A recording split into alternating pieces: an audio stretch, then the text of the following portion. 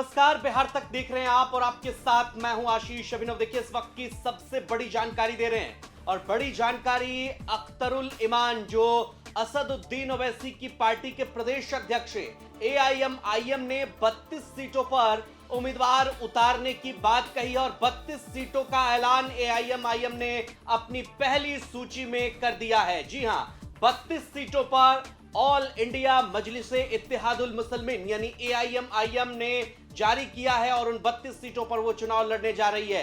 ये चूंकि गठबंधन एआईएमआईएम का नहीं हुआ, लिहाजा पार्टी ने अकेले चुनाव लड़ने का फैसला किया है और इन सब के बीच इन 32 सीटों पर चुनाव लड़ने की बात पार्टी ने कही है।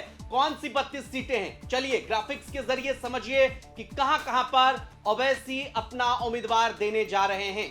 तो सबसे पहले बात किशनगंज की बहादुरगंज विधानसभा, ठाकुरगंज विधानसभा, कोचाधामन और किशनगंज विधानसभा, यहां चुनाव लड़ेगी पार्टी। पूर्णिया की बात करें, अमौर, बायसी और कसबा विधानसभा, कटिहार में बलरामपुर, प्राणपुर, मनिहारी, बरारी और कदवा विधानसभा।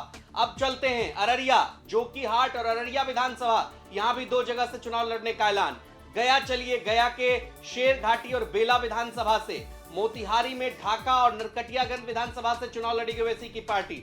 नवादा में नवादा शहर विधानसभा जो क्षेत्र है वहां पर और जमुई के सिकंदरा विधानसभा क्षेत्र में चुनाव लड़ेगी पार्टी। भागलपुर की बात करें तो भागलपुर और नाथनगर विधानसभा, सिवान महत्वपूर्ण, सिवान विधानसभा से पार्टी चुनाव लड़ने जा रही है। दरभंगा, यहाँ के जाले, केवटी, दरभंगा ग्रामीण, गौरा, बौराम और विधानसभा इन सीटों पर चुनाव लड़ेगी।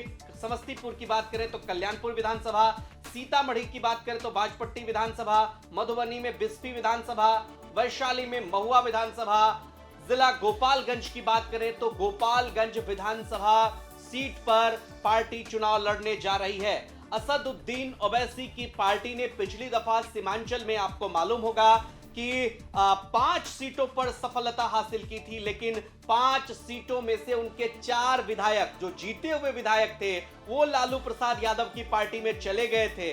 सिर्फ एक बचे थे, अख्तरुल इमान जो पार्टी के प्रदेश अध्यक्ष भी हैं। लिहाजा इस बार पार्टी की दमदार उपस्थिति सीमांचल में देखने को मिल सकती है। हालांकि एआईएमआईएम की तरफ से यह कहा गया कि हमने लगातार कोशिश की, गठबंधन की, हम सिर्फ 6 सीटें मांग रहे थे, 6 सीटों पर भी हमारी बात आरजेडी ने नहीं सुनी, लिहाजा हमने अकेले लड़ने का फैसला किया है।